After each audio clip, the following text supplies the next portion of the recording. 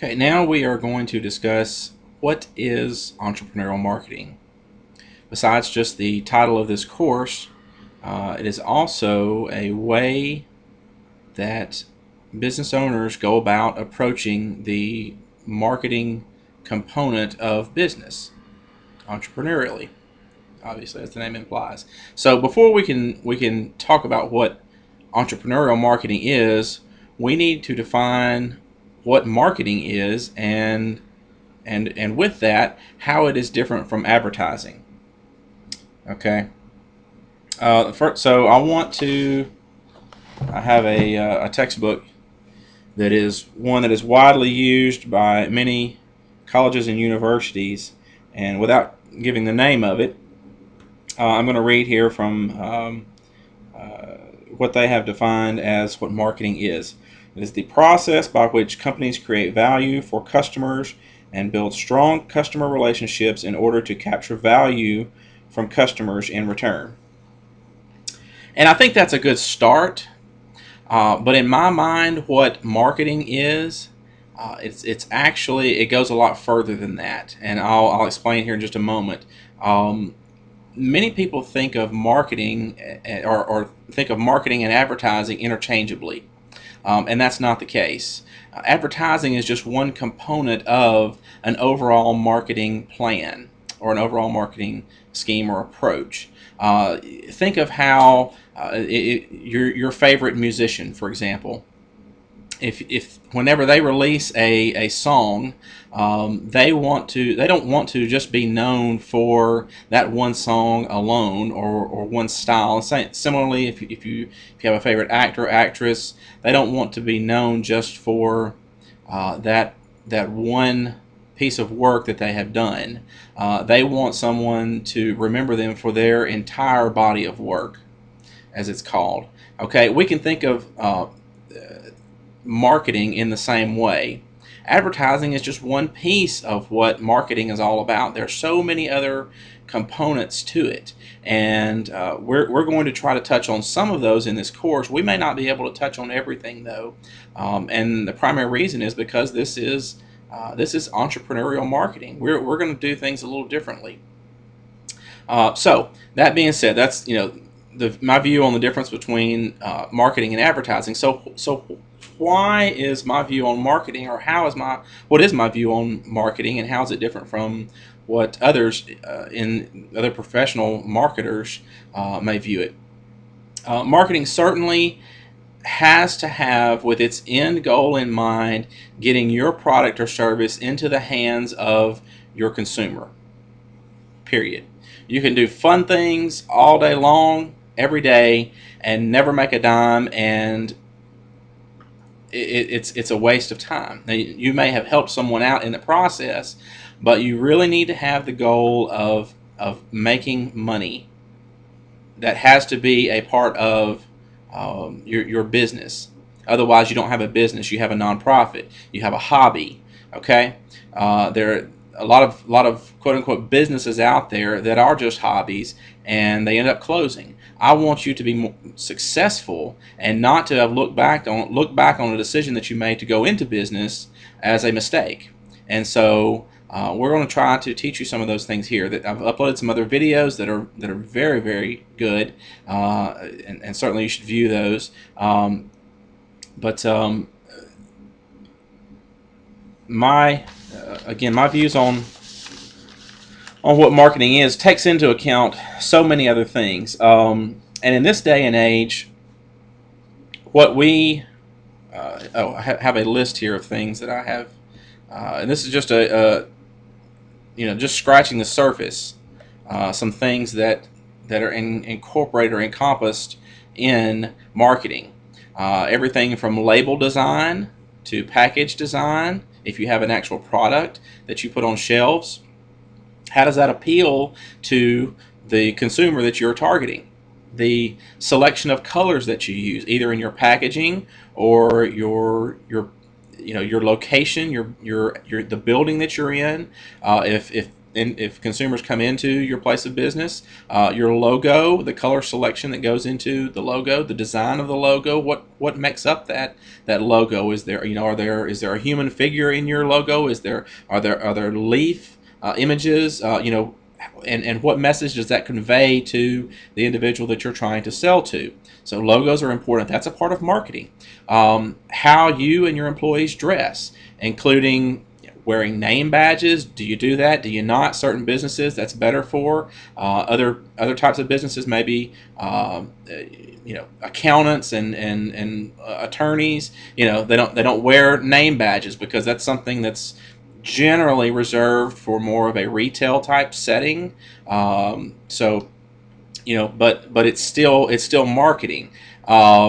Smocks and aprons. I think about going into a Home Depot or a Lowe's or Ace Hardware or some other similar hardware type store, and they're wearing some sort of a smock or an apron. And honestly, the chances of them getting their clothes dirty may be relatively low, but it's something that may be expected for that industry, and so maybe it's just something you should do. So how do you dress your employees? Do you require your employees to wear a collared shirt, something like this, or something that's buttoned all the way up with a tie? For men, how do you what do you require women to wear in the workplace? So how your employees dress helps add to your overall marketing scheme. How do you answer the phone? Let's see. How do you greet people in person, in emails, and over the phone? When you're greeting someone in person, do you shake their hand? How long do you hold that handshake? 2 seconds, 3 seconds. How long is too long? Those are the kinds of things that may seem minor, but they play into the psychology of the person across the table from you, or the person that you're meeting, that you're trying to get a sale from. All that's marketing. The layout of your store. How do you have things really cramped in there? There's a store near where I live. They just feel that they have to pack their store with so much stuff so that they can hit every possible target market. Well, honestly, I don't enjoy going in there. Number one, I don't enjoy shopping, but I really don't enjoy going into this clothing store because it is so cramped. I feel like I have to. I'm pulling something off the shelf and looking at it like this. It's not an enjoyable experience, and so I avoid that store. That's my absolute last resort. If I can't find something anywhere else, I'll go to this store. Chances are they're probably going to have it because they're so packed full of product and merchandise. But I avoid it at all costs if I can. So the layout of your store, are things easy to get to? All that's marketing. It makes your prospective consumer feel better about the shopping experience. They may not know why. They may not can clearly define it. Write it down on paper. They don't fully understand it, but they feel good about the experience, and that's what you want. Marketing is a lot about psychology, things that we can't clearly define.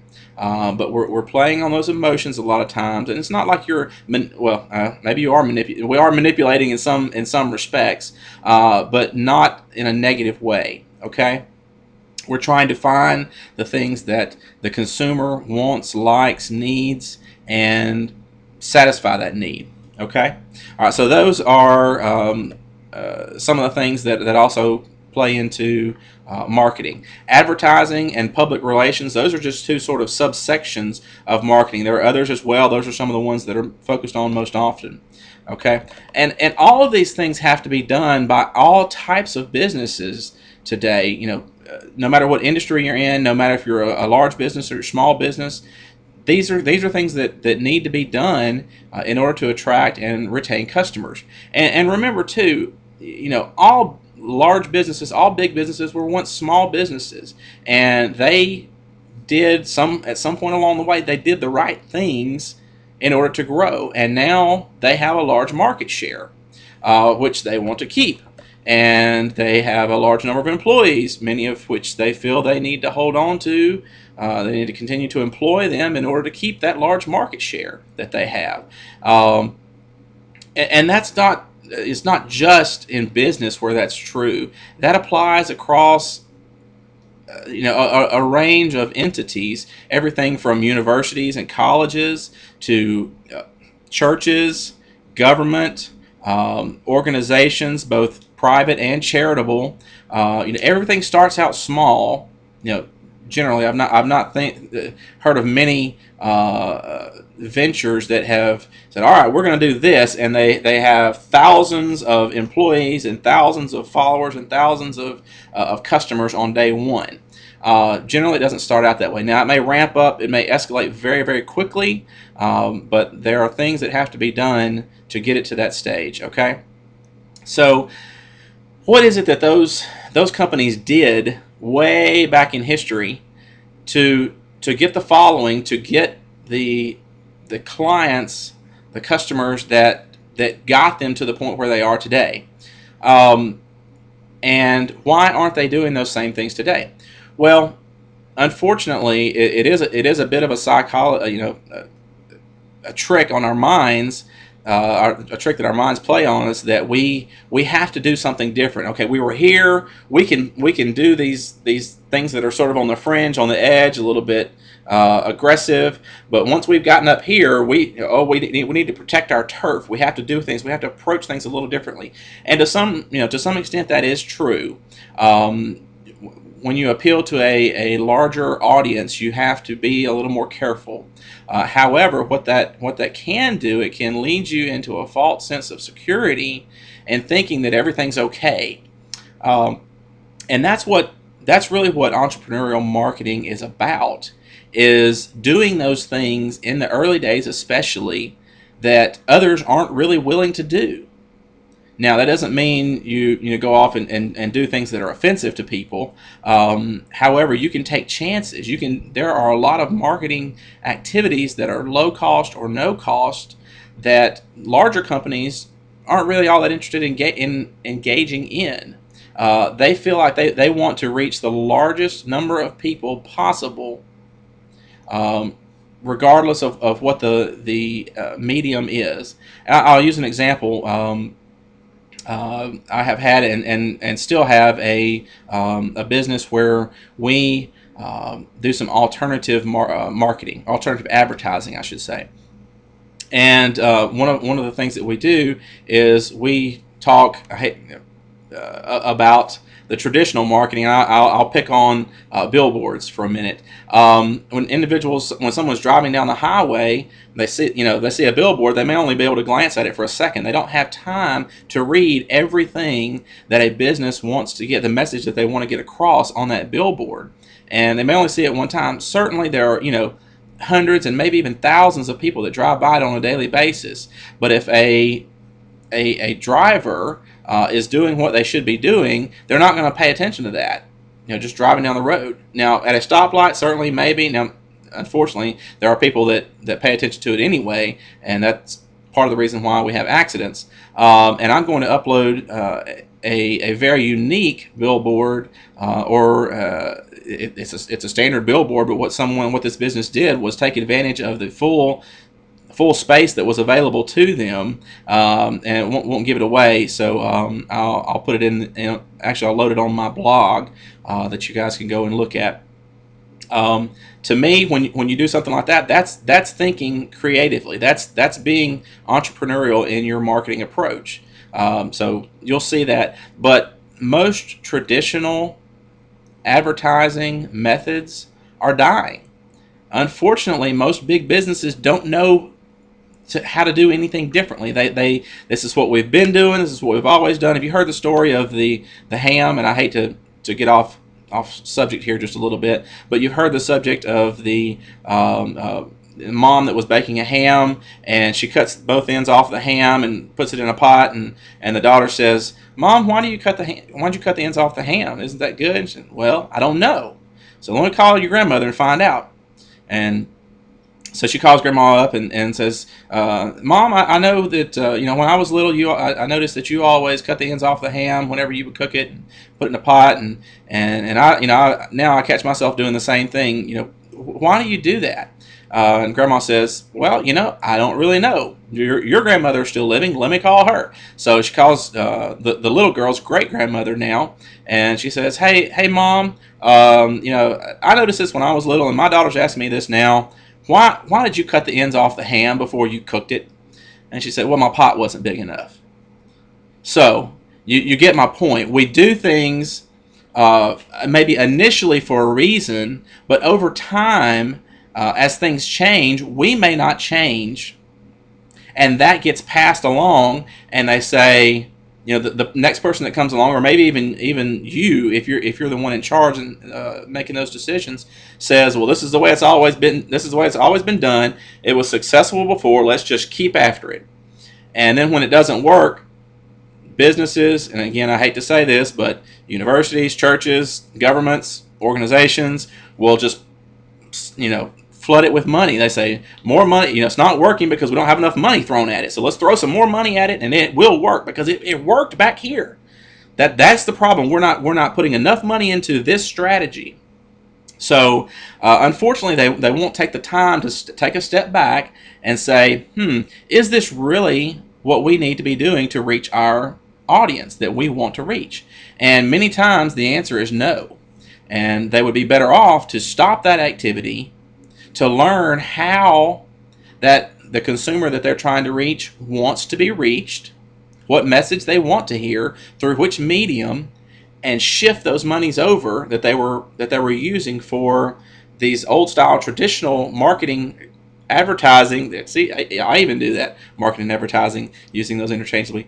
But those old style advertising approaches, shifted to something new, something that can even be low cost. And certainly that is what you want to do in a new or small business. I'm going to try to hurry here. Another textbook that I have defines or talks about why marketing is different in new ventures versus long-standing and sometimes big businesses. Entrepreneur must use marketing to identify new products, services, or experiences to market to new customers, and not simply use it to sell existing products and services to existing customers. And that's not really all that unique to small businesses. Big businesses certainly want to do that as well, and some have recognized the error of their ways and are making changes.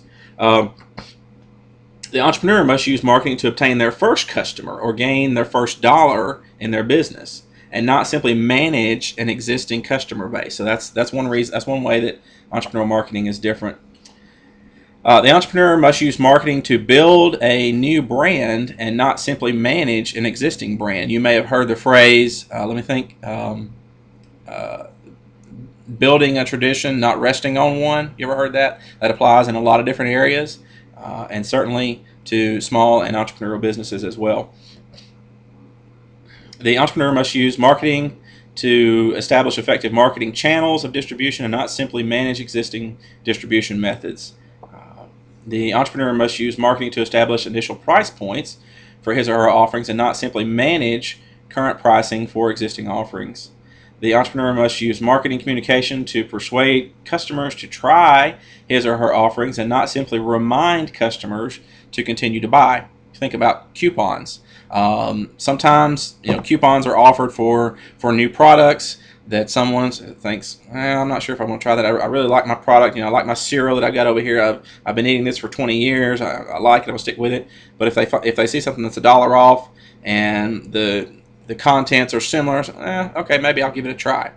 Alternatively, you may have a long-standing product that is losing market share, and they may need to do some things like offer coupons or some other promotion to reintroduce their product to consumers.